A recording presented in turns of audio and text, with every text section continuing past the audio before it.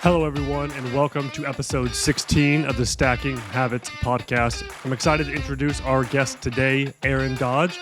Aaron is a solopreneur who owns his own marketing business. And in this episode, we'll be diving into the habits and routines that have helped Aaron overcome challenges and continue to grow his business successfully.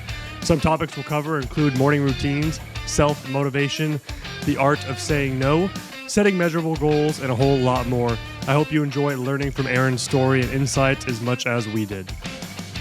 I mean, it sounds like a lot of the habit stack you're going to be talking about is something you've really developed over the last couple of months, because a lot of this was happening right around the time that you were getting married, just before. Is that right? Correct. Yeah. October of last year, 2023. And my wife and I got married a month later, the day after Thanksgiving. So yes, we were getting married at the end of November. Okay. And so just listening in on the pre-call, it sounds like the symptoms you were showing was just lack of motivation getting out of bed. And you mentioned depression. Can you kind of describe what that looked like for you? Yeah. A lot of spiraling in my thoughts. The D word is challenging for me because I've always been a guy of positivity. I'm just like a high energy guy. I am like an Enneagram 7. It's called like the enthusiast. Other celebrities in that realm are like Jim Carrey and Robin Williams. So I'm like, hey, this is me. I walk into a room. I like to capture the energy in there. And then it was challenging for me to not want to be that kind of person back in October. Depression is a challenging beast. And so I say I tread really lightly with that. And I called what I was in during this time a depressive state. I was still operating my business. I was trying my best to get to the gym. I was hanging out with friends. I was, doing those kind of things, but I wasn't happy with my business.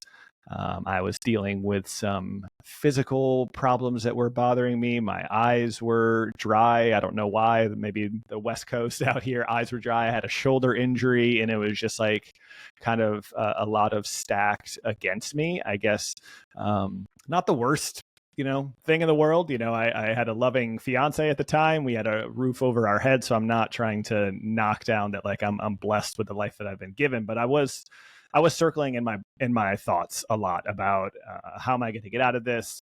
We're about to head into wedding season. I don't feel like I can contribute to this wedding as much as I would financially want to. My wife is doing amazing at her job and bringing in a lot of revenue. And I feel like I wasn't supporting her as much as I could as a partner. And that was where the depressive state kind of came from. So, business, owning your own business, heading into a wedding where you want to feel like a supportive partner, and then like had some physical, didn't want to work out vibes as well. And so that's where it kind of fell short. Yeah. So, I mean, on that topic, it sounds like you had just a lot going on. I'm planning on getting married too. So our date is set for end of August, and it's stressful, dude. It requires a lot of coordination, and I didn't realize how expensive weddings are until I looked up the price of the DJ, and I was like, really? That's how much it costs to hit play? I'm sure they do. This is why courthouses are so popular. Yeah. But you're planning for a wedding, so there was a financial stress, and then also just a stress of planning, and then also just running your own business, which all of us relate to. But I mean, I'm sure you've gone through periods of your life where you had a lot going on. What made this time so different, or like what do you think caused you to sort of fall into this depressive state? It's a great question. Like I said, like from just my previous answer, it was just a lot of things. It was, like I said, it was owning a business. I believe when I hit like the lowest of the low, Chelsea and I had been sick for 10 consecutive days. She got it on the first 5 days. I supported her. I got it on the second half. She supported me. But like we were in this like not going out of the house, not getting to the gym, not doing all of the things necessary to be putting your mental health, because we are habitual workout people. We wake up every morning, she goes to the gym, she drops me off at the gym. And when that stopped for me and I was staying in bed and I was not getting the early morning movement, not getting the early morning sunlight, like Andrew Huberman says, not getting all of those kind of things that really kickstarted my day and gave me those positive endorphins to kind of tackle my day. That was when the spiraling and the thoughts all started happening. So you said getting up a little bit early. You get up pretty early. Have you always been a morning person, or is that something newer that's happened in your life? Like back when you were a teenager, were you always getting up early, or is that something more recent? I've always been a morning person. Everybody, I notice in my adult life and with social media that morning means something different to everybody. Back when I was living in Charlotte, before I moved out to LA and moved in with my wife, I would hit a 6 a.m. workout every once in a while. I would hit the alarm at 5:40 to try to walk out the door and be to the gym at 6 a.m. I love the time of the year when the sun rises early. So when, set the alarm for 5:45 and start hitting the pavement for like a 2-mile, 3-mile run at like 6 a.m., that's pretty normal to me. The extreme of it came when I moved in with my wife out in LA and her alarm clock goes off at 5:05 and we have to be out the door by 5:20. That is a different bear. But I'll tell you one thing, I used to say no a lot to her before. And, because I wanted to, sleep for another hour or do anything like that.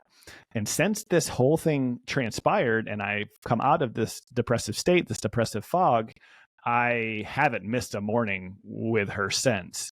And even though I was operating at the alarm clock going off at 6 a.m., I never thought that I could get to like one more hour earlier and feel comfortable and feel rested with my alarm clock going off at 5 a.m. with Chelsea.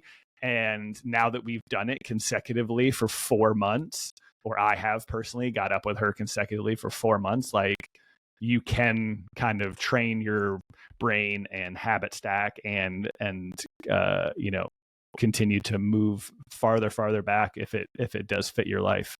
Yeah, 5:05 seems oddly specific. Is there a reason it's 5:05 versus 5 o'clock? Probably because I asked her to give me as many. Give 5 more minutes. Yeah, she needs a little bit more time. Sometimes she is. Sometimes she's. She used to do the thing where she was like, "Babe, you're leaving in 10 minutes." Like, I only need 10 minutes. She might need 20 or 25. Yeah. But she now, like this morning, I was like up and ready and took the puppy out and started making my pre-workout and started doing all that kind of stuff. And I was like ready to go with 10 minutes to spare. And I was like, who is this guy? Like, not waiting in bed for the last absolute moment before we have to be walking out the door. Yeah, I like what you said about having that habit consistently for this time. It gets easier and easier to do it. I almost consider my morning routine, I think of it like a giant locomotive getting started. Like if I've been off my routine or if I'm trying to wake up earlier, it takes so much energy and effort to actually get up, get out of bed, start that routine and everything. But like you said, once you're 10 consistent days without missing, 15 consistent days, it gets so easy. And in my mind, that's like one of the biggest things that keeps me going is like, hey, this train is moving now. If I stop now, it derails and I have to get all the momentum built back up. And so I like that you said you haven't missed a day, and keeping up that momentum, at least for me, that's what it feels like for me, is that's my key to keep getting out of bed. You mentioned one other thing I noticed on the pre-call you did, where you talked about you had 90 seconds, you talked to yourself, and that's kind of what ended up keeping you in bed. Hey, I'm too tired, I can't do it, I want to stay in bed, whatever. And now you said you try not to make decisions in the morning, you try to make those the night before so you don't allow yourself to talk yourself out of it in the morning. Is that something you've done for a long time, or is that something you realized recently that kind of got you out of that funk? Back again, it's right back to my wife. My wife has been a habitual set the bag up, pack the towel, prep the water, have literally the least amount of friction in the morning as possible. And then especially when I was doing the stay in bed for the last 10 minutes, like I had to get ready as quickly as possible. So I started to set up my workout clothes in the same location, ready for me.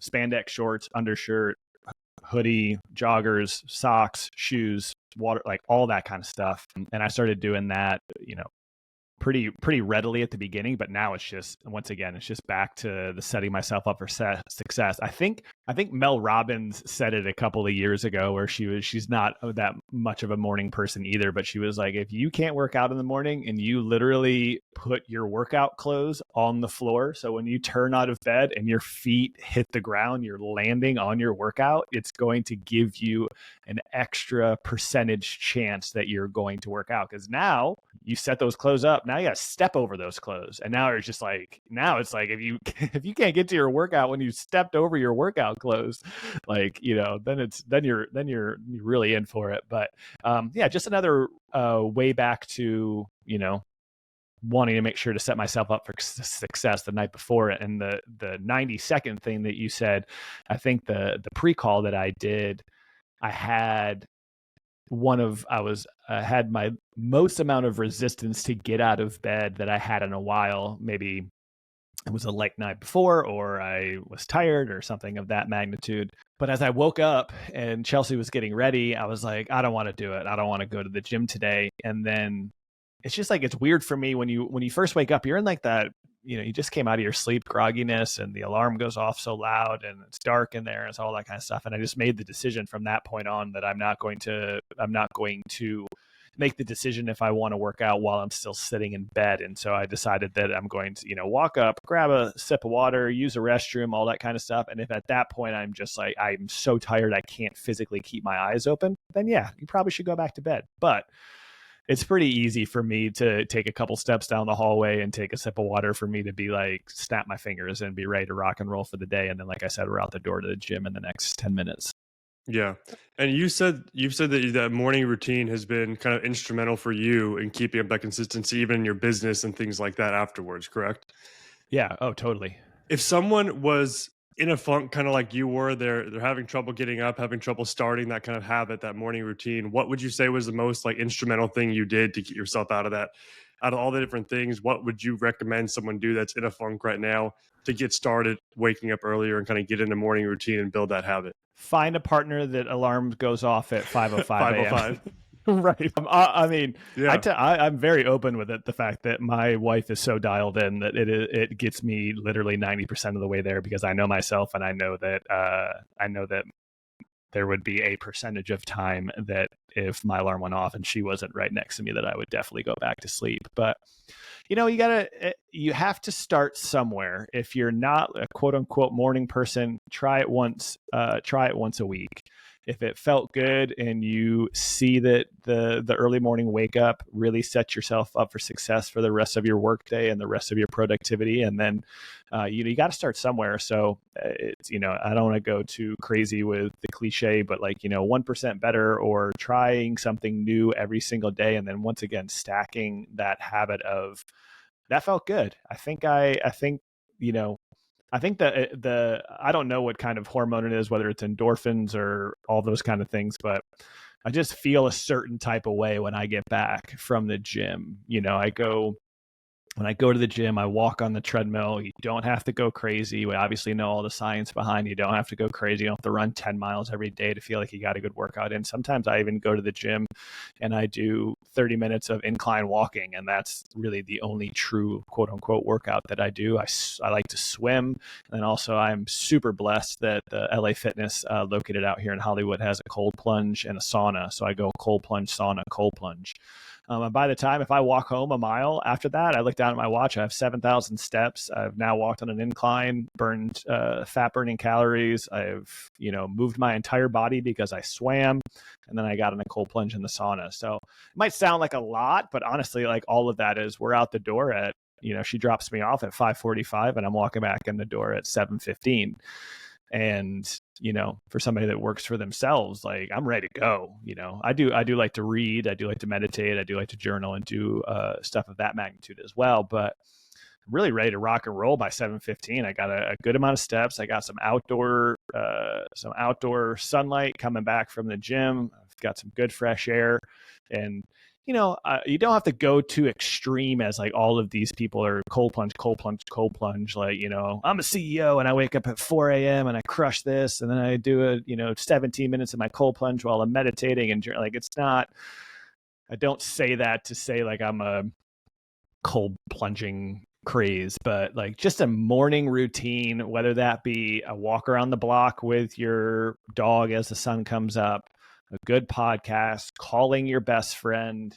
But we all know the science behind the circadian rhythm and how it's really good to get early morning sunlight and to watch the sun go down potentially if you can in the evening as well. So moving my body is at the beginning of the day has really set me up for success.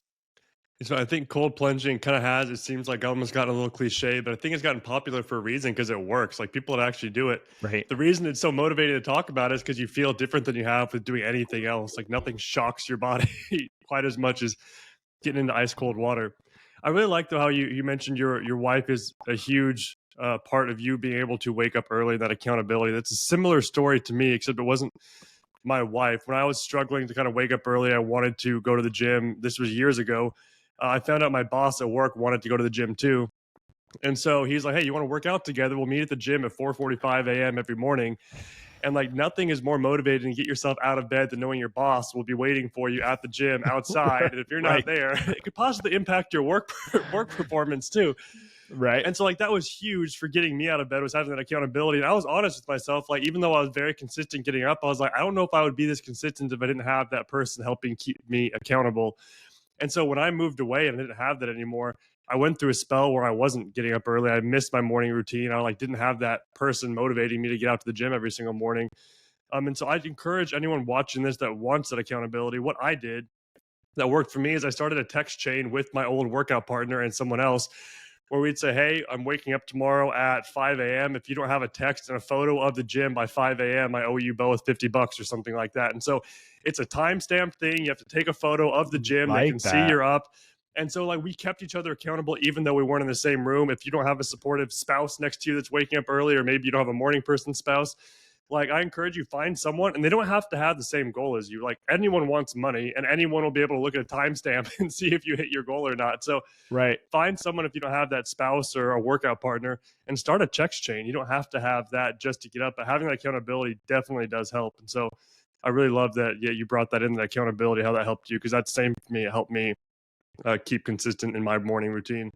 David, you're not as much of a morning person, but you are very routine and oriented. How have you how do you do your mornings, David? I'm curious what you typically do in your mornings, since you're not as much of a morning person. How have you kind of tackled that?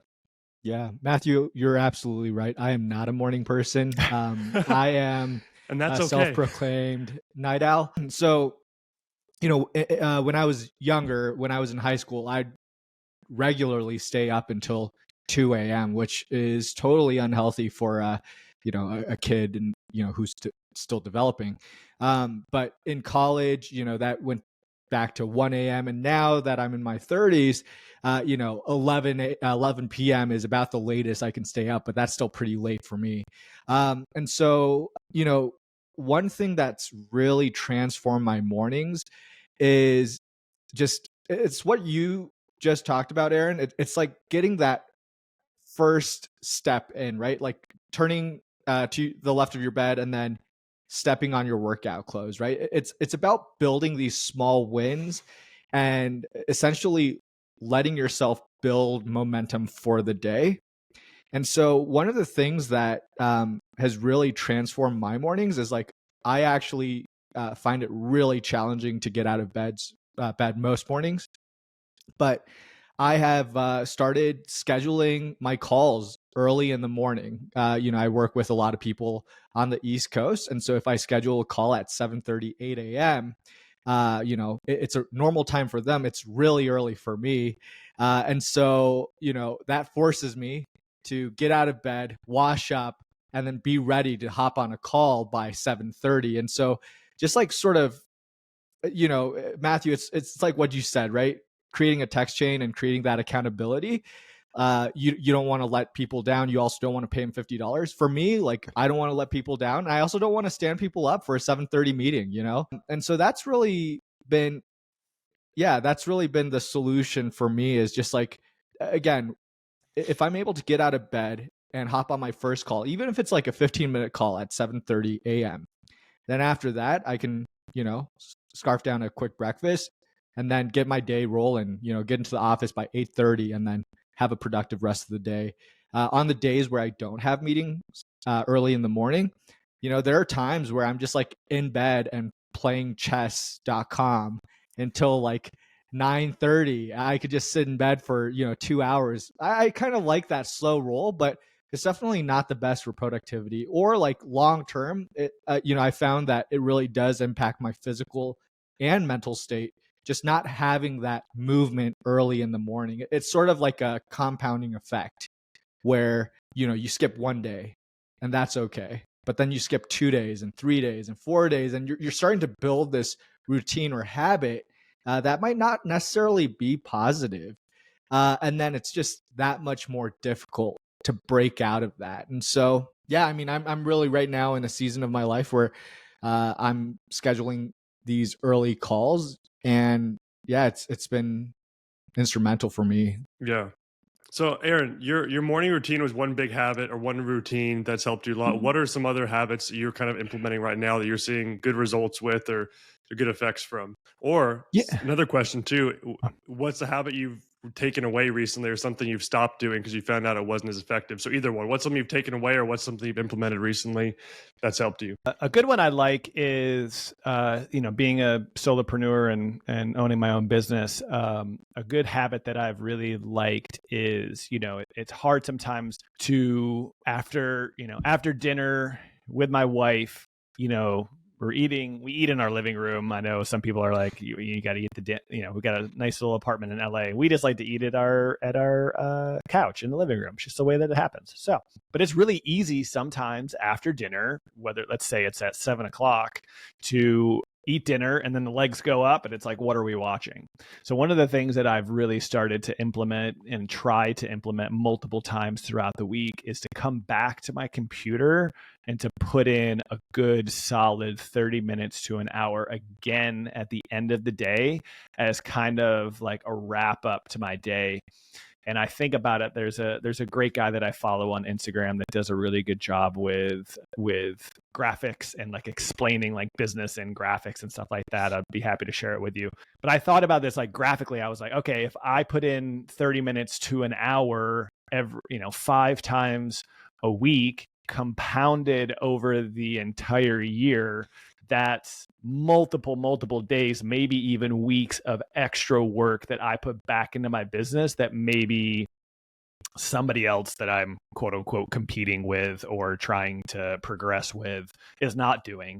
So that's one of the habits that I've really tried to focus. And the other good thing too is like, I feel like even when you work for yourself, it's very regimented. You got to make sure that your clients and the partners that you're teaming up with, whether that be, one-to-one or brand deals that I have and stuff of that nature, it always kind of feels like even though you work for yourself, at times you're doing work for a brand or for someone else. Well, when you come back to your computer from between 7 and 9 o'clock, it's like, all right, what am I doing to push my brand forward? Or what do I have that I maybe put off? Oh, well, taxes are coming up, so I got to do my mileage for 2023. Great. I don't want to do that in the middle of the day. That's when I'm operating at the the most energized is during 9 to 5. I don't want to sit there and be like, oh, I traveled from here to here and that was 17 miles and like adding all that stuff. So I do kind of mindless work at night. Sometimes I edit a future podcast that I've done that I've been putting off for a long amount of time.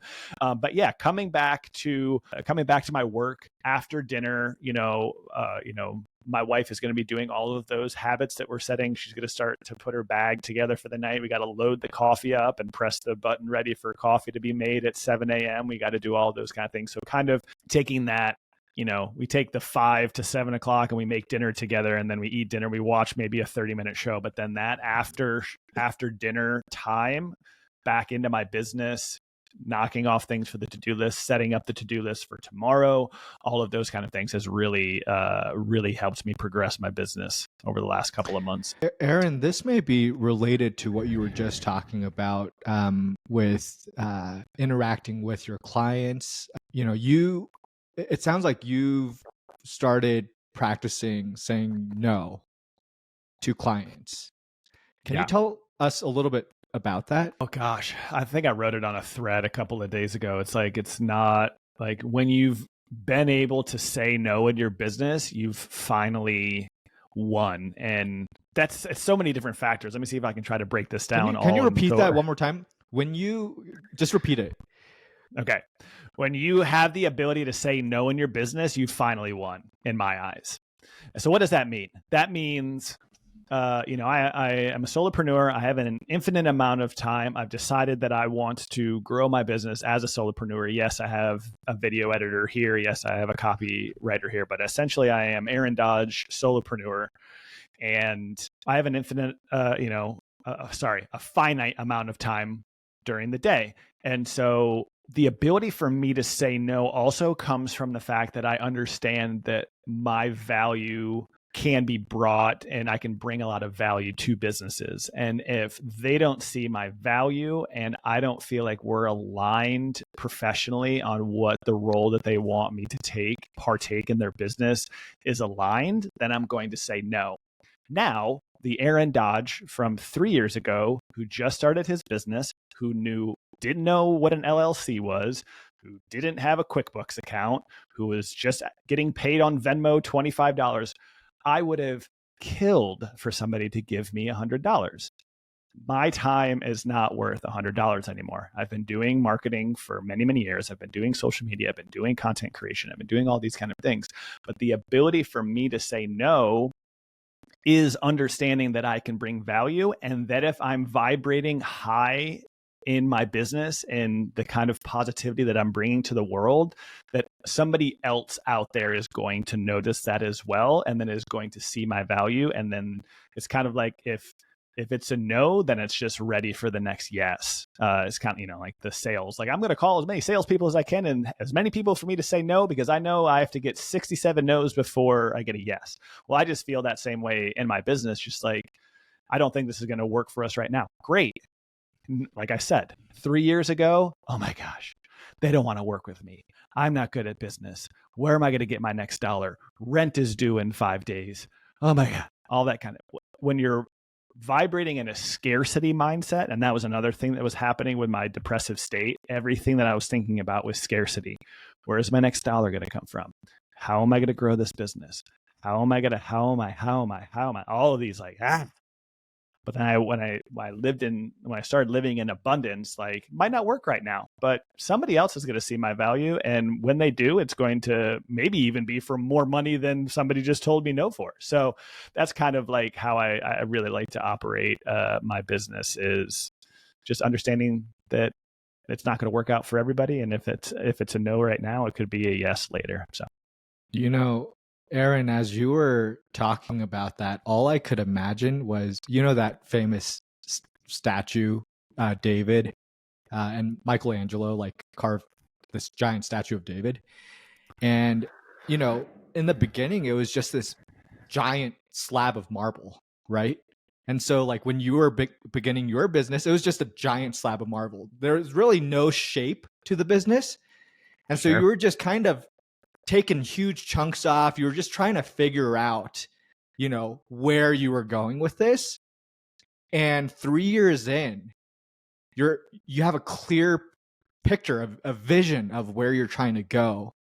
And similar to that, I was just imagining this, giant slab of marble getting chipped away. And then over time, Michelangelo having to be more intentional and saying no to this piece and no to this piece, and carving out all these, fine details of the statue.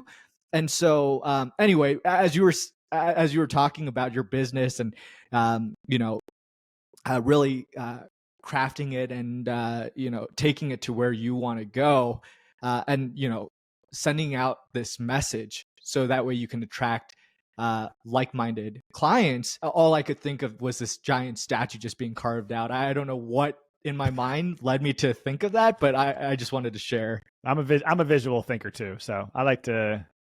Is David a muscular guy? I'd like to think in the last 3 years, I've gotten a little bit more muscular, and maybe it's the business muscle. I've been flexing the business muscle. So yeah, trying to be better every day. Yeah, David, there might be a book buried somewhere in there. I think it's trying to come out and it's trying to escape. You got to write a book about statue carving and how it relates to business, and a whole book of metaphors from David. Are you someone that listens to audiobooks, podcasts, things like that a lot? Is that What are three kind of podcasts that have really impacted you and your routines and business and things like that? Are there three that stand out to you? Three is not enough to. Three is not enough. If Three you is had not. to. 3 is not enough. The three you listen to the most right now. Maybe that's what I should ask. Three you listen to the most right now. Currently, at this juncture, that would be Tim Ferriss, and then it would probably be Ali Abdaal after that, and then third is Rich Roll. Okay. So I am, those are legendary people in each regard. But I also kind of see myself in all of them. I'm just 7 years behind all of them. That's kind of how I look at myself and my business. Another individual that I love, his name is Jay Klaus. I call him my North Star all the time. Jay is a solopreneur, has a brand called Creator Science, and he has been at this solopreneur space for about 6 or 7 years now. He's very open online about the revenue that his business brings in, and I look up to him a lot. But I am also understanding, a couple of years ago, I would have been like, oh my God, I want to be all these guys. They are interviewing, Shaquille O'Neal over here, and they're interviewing Mark Cuban over here, and they're interviewing, athletes and musicians and all of that kind of stuff. But I'll get there. You have to have people, and your people that you look up to do not have to be like a one-to-one relationship. They don't have to live in your town. They don't have to, that's the amazing thing about the internet. There is a wealth of knowledge everywhere. And especially, I'm a visual person as well. So I like to watch YouTubes, but also if I'm at the gym, I'll listen to podcasts and stuff like that. And like, oh my gosh, we live in a space where if I want to figure out how Mark Cuban built his business, like it's right there sitting for me on the internet for free. Like you got to pay for Netflix, you got to pay for a movie, you got to pay $40 for a class. But like, there are so many people that have exactly what I want. I want, to make a lot of money, be happy, and help others get there at the same time. And there's so many other people out there that are doing that. And it's always great to be looking and learning from these individuals, but also recognizing that it's not going to happen in 1 week, 1 month, 1 year. I think the virality of social media has really ruined us from wanting a lot quickly. And I've been in business for myself 3 years. My revenue has grown every single year. And I don't want doubling my revenue would be amazing. But also increasing my revenue by 25% for the next 6 years would be pretty freaking awesome too. And I think that a lot of people don't think that way. They want to get as many YouTube subs as possible. They want to it's just like, everybody take a deep breath and understand this is the long game. My wife and I just got married 2 months ago. She works in jewelry. The things that push me every single day to be a solopreneur and to grow my business is so that when we have children in the near future, my wife doesn't have to work. That's the reason why I operate on a daily basis. And the good part about it is we're not going to get pregnant for at least 3 to 4 to 5 years. So I have 5 years to build my business to where I want it to be so that my wife doesn't have to put our child in daycare and we can all be home. I could be doing podcasts up in the room on top of the garage, and she can be downstairs playing with our child, and we can go on trips because we make enough money and we have enough retirement. Like, those are the kind of things that kind of get me excited and get me jazzed up. And I think like I said, social media has really ruined that. Like, I got to make all this money right now. It's like, no, it's like, you grow your business just like any other business. Small businesses mostly fail within the first 3 years. I made it 3 years, and I'm continuing to grow my business, and I'm continuing to stack habits that are going to allow me to increase my revenue each year so that I can be where I want to be in 5 years. So, and long-winded, you asked me what my 3 favorite podcasts were. I went down a rabbit hole. But listen to podcasts. There's a lot of free information out there. And then also have people that you look up to on the internet that push you daily. I mean, 10 minutes before we got into this podcast, I was watching Noah Kagan and Ali Abdaal's podcast because Noah just came out with a book called $1 Million Weekend, and it just got me jacked up to build my business. I'm not saying that you have to watch and like always be like into business. Like, you can watch, me and my wife watch 90 Day Fiance at night. So we watch some garbage TV. But when I'm waking up in the morning and I want to make sure that I have a good work day, nope. And I'll go back to Mel Robbins, another good podcast, Mel Robbins. Her famous quote a couple of years ago that continues to go viral. I might butcher it, but no one's coming to save you. No one. Like, yes, I have a wife in the other room, but like, no one's coming to save you. No one's coming to make sure that you go to the gym in the morning. No one's coming to make sure that you record that podcast today. No one's coming to make sure that you make 10 sales calls today. Absolutely no one. You have to be the one to do it. You have to wake up in the morning. You have to make the sales calls. You have to, because as I said, when I came out of that fog, I wasn't treating my business like a business. I was helping my clients do what my clients needed, and they were paying me. And then I was just like, what do I do for the rest of the day?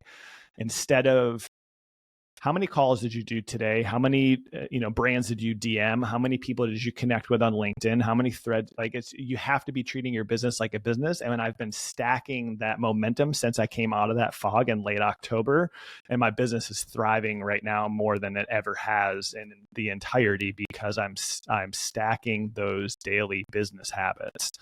And I'll end my rant there, so you can ask another question. So, when you're saying you're treating your business like a business, it really sounds like you've latched on to metrics or creating measurables in your business. Would you agree with that?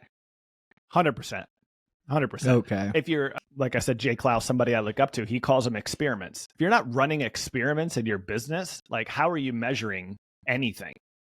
I know that it's might be a little bit more granular with social media and stuff like that. But like, I tried, posting a long form video to TikTok because TikTok's algorithm is favoring longer form. Yeah, there's like those kind of experiments. But also in the same sense, I look back at my January and it was the best because I put in, you're right, metrics and measurable. I reached out to 15 brands. 5 of them got back to me. 2 of them inked deals with, and I have a business call with one of them to further a partnership. In October, when I was in my own head, it was just like, I was in my own head. And the only thing that I could do was swirl in my thoughts instead of recognizing that I have a lot of value to bring the market and that I needed to get out of my own way. I think I've seen a graphic going around on social media for a very long time. There are people out there making hundreds of thousands of dollars that are not as smart as you, and they're making that money because they put themselves out there and they did it. And you're sitting on the sideline like, I don't know what people are going to say about this YouTube video I'm making, or I don't know if anyone's going to buy this course. Well, if you don't do it, there's no chance for people to watch it, and there's no chance for people to buy it. So you got to put yourself out there, and you have to, you just got to put yourself out there. And like you said, measurable things about how many people did you reach out to? How much did my business grow? I enjoyed this past month, I really enjoyed engaging on Threads. I love Threads. I think Threads has hit critical mass. Threads is going to continue to go up. Don't really mess with Twitter anymore. I think Threads is going to continue to go up. And the funny thing was, if I analyze how January went, I commented on more people's things than I actually wrote threads. I'm working on my copywriting skills. I'm not the best at like copywriting, something I want to get better on. But all I did on Threads when I couldn't fall asleep at night, like you're saying, like chess.com, I'm on Threads. Like, Tiffany from Idaho says she got 1,000 subs on YouTube. You go, girl. Post that next video. And she was like, oh my God, thank you so much. You live in LA and we don't know each other and you're cheering. That's like, it's like the Threads, like cheering on community right now is like popping, and I absolutely love it. So yeah, so that's kind of like, I just put a lot of engagement. I put a lot of effort into my business in January, and it's reaping the benefits. And I'm excited for what February has to offer. Starting February 1st with a great interview with you guys. So, thanks for being here with us. Yeah, everything you just said, it always goes back in my mind. I feel like we so often overcomplicate things. And the book that I just love is The Compound Effect. Just putting in the work every day. There's nothing to beat that. You can do new morning routines. You can read more books. You can do podcasts. You can do all this, but nothing replaces just putting in the work, even if it's not perfect. And You mentioned something earlier too. You said you think like kind of the virality effect has affected the way people view their business. They want to go viral. They want to get it right now. Where to me, some of the most motivating stories are the people that just have that slow, steady gain because they just haven't stopped. Like there's a guy that comes to buy Miles Beckler. You do Miles Beckler? He's a marketer. He has a YouTube channel. Does digital marketing. Really, really great guy. Okay. You should check him out, Miles Beckler. But he was posting, I think his first 100 days on YouTube, he was posting just one video every single day. And that was his goal for his first part on YouTube. And then he was posting, I think, a video every other day, and he just never stopped doing that. If you look at his YouTube growth, there's never one video that went viral. There's never one specific thing. It's just a slow, steady growth every single year. And I think he's around 250, 300,000 now, something like that on YouTube. But I just love that he just remained consistent. He didn't have one video pop off. It's like, oh, if he didn't have that video that got 10 million views, he wouldn't be at 250,000 subscribers. But there's that consistently posting, consistently making content, consistently growing. Those stories really motivate me because I get lost in my head, especially doing self-development stuff like this and stacking habits of, oh, maybe I don't have the right habits. Maybe I just don't read the right content. And a lot of it's I'm distracting myself from actually just putting in the work each day that I know needs to be done, that I'm avoiding by pretending I'm learning something new or researching something on YouTube. I'm sure we're all probably victims of that to sometimes, but sure. Yeah, I like your story that you're putting in the work, and that's what you've been focusing on this year. And it seems like it's paying off. Yeah, totally. I mean, I think, I'm blessed that depressive state is behind me. It's taught me a lot. You know, my wife and I communicate very openly about how our emotions are affected with work and with how we're feeling and all of that kind of stuff. And the best thing that I could do with the way that make me feel is, how do I never get back to that again? How do I find those red flags, those beige flags that are like, we're heading back towards this, or like, you know, because I could say with a lot of certainty that in the last 3 months since that has kind of went down, the negative thoughts in my head have almost gone away.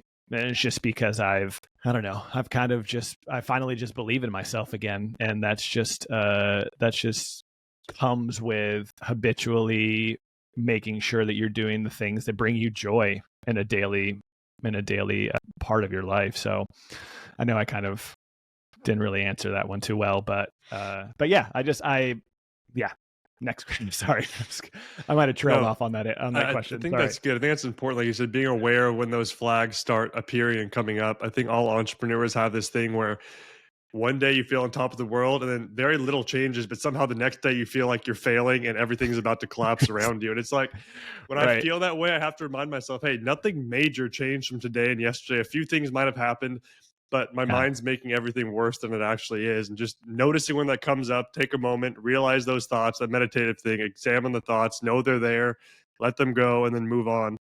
I think it's really important for keeping mental health as an entrepreneur. Do you have that, David, or are you just always perfectly mentally sound all times? Definitely mentally sound at all the times. time, right? Yeah. That's why I like you, David. You keep us grounded. You know, I actually think of my slumps as important. You know, I actually don't try to avoid those because, like, you know, it seems like once every couple of months, I'll just have like a streak of a few days where I'm just unmotivated and I just don't want to do anything. And I'll just sit on the couch all day. And, you know, I'll just be kind of in maintenance mode where I'm just like keeping up with emails, but I'm not like actively working towards something. And reflecting back at that, those are the moments where I realize that I've sort of lost my bearings or lost sight of where I'm going.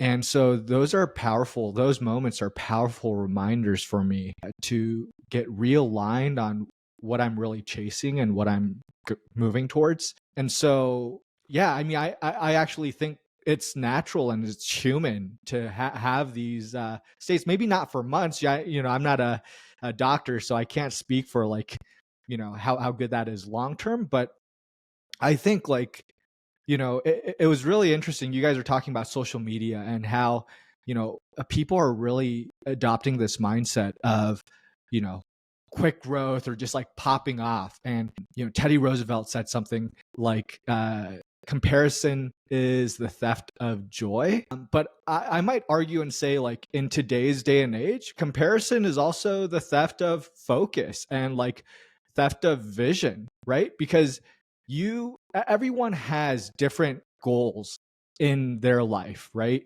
Some people want to make a lot of money. Some people want quality time with their family. Some people want to do something that just really fulfills them, or like maybe takes care of their community. But when people are posting millions and millions of videos, and they're making it like literally addicting to watch, right? So you're just like watching this and you're just consuming this content. I could easily see how your own vision gets drowned out by all of these voices. And so, yeah, I guess to answer your question, Matthew, I definitely have those states. But I also think that a lot of it is just defending your mind and defending your vision, and just like, just making sure that you're aligned in what you want, and just like not getting too distracted. I think all humans, but especially entrepreneurs, they have a tendency to just chase shiny and get distracted. Yeah. I think it's just so important that you have like this compelling vision within yourself that you're chasing. So that way you don't lose focus, because when you lose focus is when you fall into these funks where you don't know what you're doing, you don't know where you're going, and you just don't want to do anything. Yeah, that's good. So, Aaron, the 3 routines or habits we kind of talked about was your morning routine, the habit of saying no, and then establishing some measurables in your business. I think that were the 3 that we kind of pulled out from there. If you don't have an answer for this question, that's fine, because it's kind of an on-the-spot question. But what's a habit you've done in the past that's worked really well for you that you're not doing now? I know in my life, there's tons of things where like I recommend people do this. I know it works well, but I'm a victim of not doing it very well myself. Do you have any of those that kind of come to mind right now by chance? Oh yeah. I mean, sitting here on February 1st, and I put a goal was for me to meditate and journal for every single day in January, and it didn't go.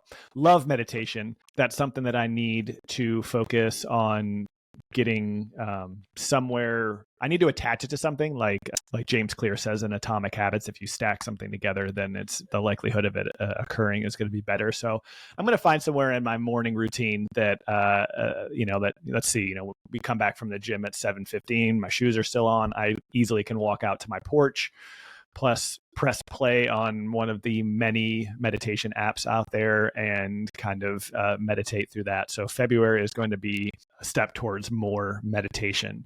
A cool thing that I actually found that would love to share with you guys is I found an AI journaling app that I've been using on my iPhone. It's called Thoughts. I really love it.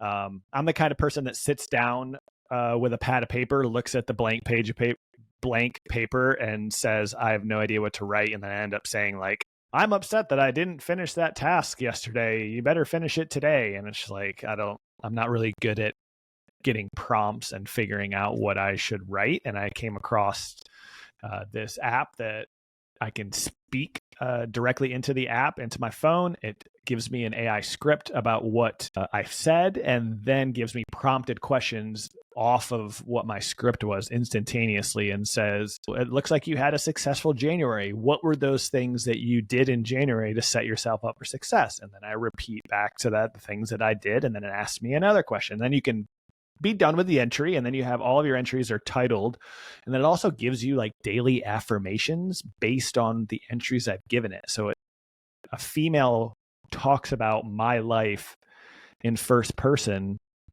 back to me based on what I've said over the last 10 days. And when I pressed play on that affirmation the first time, I was like, what is literally happening? So I've gotten away from the writing. I know that writing is cathartic, and I do want to bring that back, writing in some regard, but that early morning, like, I'm going to be a journaling guy because everybody else on the internet journals and says it's positive, just kind of like cold plunges. But I've kind of stepped away from writing and found this like cool AI app that I've been using for about 3 weeks now, and really excited to continue to use that. What's the website for that? Or is it Android, Apple Store, or what is it? It's just Apple. It's called, you can go to trythoughts.com, I believe. It's called Thoughts. It's got a green background. And yeah, give it a look, it's pretty awesome. And I actually have a call with the CEO. He's going to tell me that there's a couple new things coming down the pipeline, because even just the scripting, the prompting, and the daily affirmations, I would use the app forever just based off those three things. And they're going to start connecting you with personality. And then I also pitched to him, like, it would be really cool if, based off the way and the positivity or the energy that I gave my journal entry for the day, if they could say, all right, you're vibrating high, here's a manifesting meditation that you can do for 5 minutes, like inside the app. So I thought that would be really cool. So we'll see if he took my idea and, made that change. But that's once really again, cool. like journaling and meditation, like I want to stack those together. So how cool would it be to talk about my day and how I'm feeling, and then boom, inside the app, I can have a meditation ready to rock and roll. So I like that they're targeting Apple users because they know they don't have their life as put together as Android users, so they probably need the app more, So that's probably why. Maybe one day they'll come around to Android, But I like that they started with the needy audience. That's hilarious. David, you're an Apple user too, aren't you? I am, and I was gonna just say we'll make sure we link this to the show so people, if they're curious to try it. I All those found Apple their users? website. Yep, and then it looks like coming soon to the Play Store. Coming soon? Yeah, Coming Matthew, soon to the they'll Play be able Store. to take care of you too. Oh, they will. Okay, perfect. Yeah. That's really cool. Before we kind of close out here, so we asked you 3 podcasts you like. Are there 3 books that stand out right now that you've read recently or that just come to mind that you're like, I really want to recommend these specific 3 books? Yeah, let me see here. So I'm going to leave my creativity Bible for number 3, but let me go ahead and look behind me just so I can. Not that I don't already have too many books I purchased and haven't read yet, but just in case I want to Okay, buy so a few from more. from a solopreneur standpoint, Company of One, Paul Jarvis.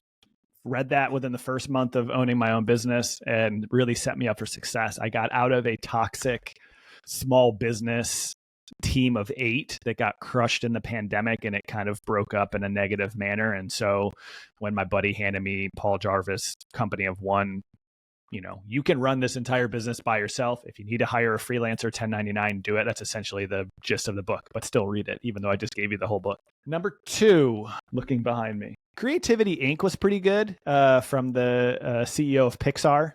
Really talked out about how like they call it, I think they call it like a brain trust, is like they would the first shot of the film would come back and then they would show it to a room of 20 people and 20 people would give their feedback on how the characters interacted. Did this character look too mean in this scene, and we don't want that character to have a mean vibe, so we're going to take her facial expressions and dumb it down so that everybody loves this character. Like, so Creativity Inc. with the brain trust, that was really good. And then the Creativity Bible is A Creative Act by Rick Rubin, which is my new Bible. So I saw him on a podcast. Love Rick Rubin, music producer and one of my new favorite thought leaders. I think he is like up there with like the Jay Shettys and the Tony Robbins with the way that he thinks. I bought the book and I opened up the book and I was super upset. I was like, this is actually when I was in my funk. I was like, I wanted this book that could like get me out of this funk. I wanted deep chapters based on creativity and how to get out of your own way. And I opened it up and all of the chapters are 3 to 7 pages. And I was like, how do I dive into this book with chapters of 3 to 7? And my buddy says to me, he says, don't look at it as chapters, look at them as meditations. And I was like, I like that. So what I do every morning, I'm about halfway through the book, is I feather through the book, and I actually have my wife say stop. And when she says stop, I open up that chapter, and if I haven't read that chapter, I read that chapter, and I also supplement that with Spotify, and I play Rick Rubin reading the chapter as well.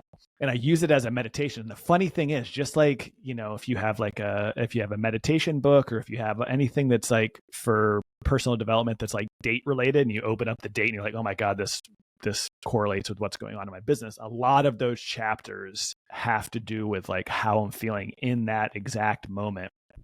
And one of the first ones that I opened up, I'll never forget, because I told you before on this podcast that when I was in that depressive state, I was in a scarcity mindset.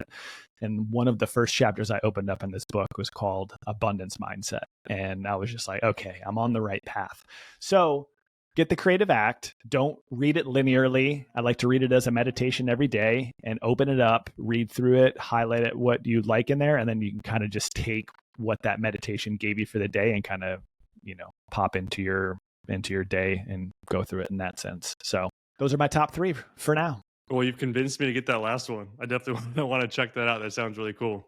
It's really good. It's really good. And unfortunately, I like to read. I'm a book guy. Unfortunately, I wish I could read faster, but I also I'm in this, growth phase of my business that I would rather be, doing business related things and reading, but I'm really trying to slow down and do a book a month. But yeah, because like you said, there's just so many people out there that I want to learn from. Noah Kagan just put out a book. Ali Abdaal put out a book called Feel Good Positivity that I want to get through, and so it's the amount of thought leaders that I want to learn from is more than the amount of time that I can give. But trying to get through 12 books this year is a goal of mine for sure. Awesome. All right. Well, to tidy this up, unless you have another question, one last question, odd question. If you don't want to answer again, that's fine. Is there anything you wish we would have asked you, or something you wanted to talk about that we didn't talk about yet? Something you kind of had on your mind, or something you've been thinking about that you wanted to talk about? Actually, yes. Perfect. So just like you said, accountability partner with the $50 and the getting you to the gym, something that I wanted to do.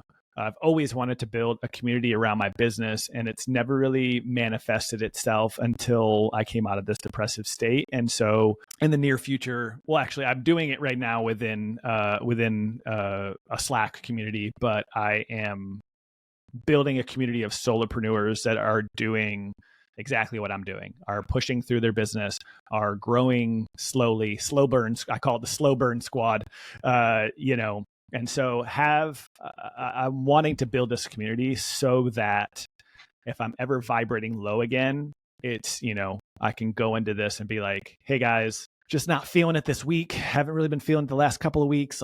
Talk me up, support me, tell me where I could go in my business, all that kind of stuff. Because when I was a little bit lower last year, I wish I had 10, 15, 20, 30 people that were kind of sort of thinking about me and my business. And so I decided this is kind of like an eye-opening experience, and made me realize that this is the kind of community that I was kind of made to build was, so I say, supporting solopreneurs, building their business through authenticity and community. And so if anybody is interested in joining, I'm sure you're going to link all of my stuff below. But if you're interested in joining and you need, because you're, like I said, you're in a random state that nobody else is a solopreneur, or you're in a location that you can't really get a lot of meetups. Maybe you're a stay-at-home mom that's trying to build a side business and you can't get out to network in your community. Building a nice community of online people that are, I'm trying to do weekly masterminds and that, talking about my business. Because a lot of the questions and a lot of the things that you're doing in your business, somebody else's eyeball could change your business so much.